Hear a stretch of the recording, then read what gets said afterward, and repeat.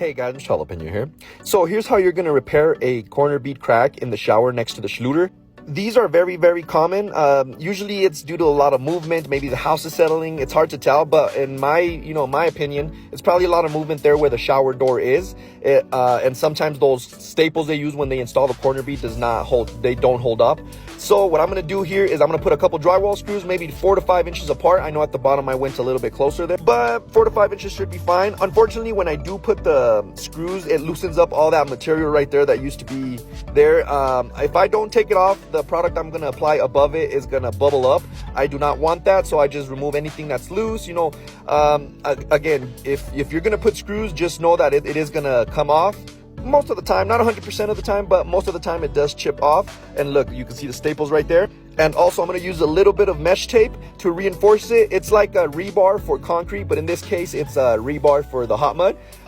This is a 5-minute hot mud, so it's Easy Sand 5. You could get it at Home Depot, Lowe's, add a little bit of water, and look, it gets kind of like, I like it between pancake and peanut butter consistency. It's good enough for, at least for me, to work with. It's not too hard, it's not too soft or watery. And I do 2 coats because the first coat does shrink a little bit.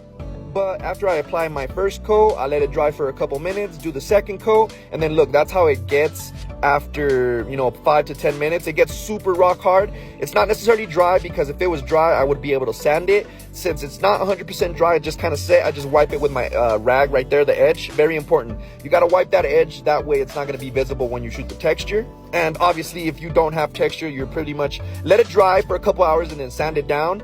But since I'm gonna shoot texture, I probably waited about 40 minutes before I shot the texture. That way everything's semi-dry. And then as you saw, the schluter and everything, the casing on the side was super clean. That's my whole goal. I don't want to make more mess, more work for the homeowners. There we go. Look, I used my magic trowel to wipe it down. I waited about 10 minutes before I knocked it down, but after I knocked it down, it looks nice and smooth. I'm gonna come back in 2 days to paint, and there we go. Jalapeno Solutions. Boom.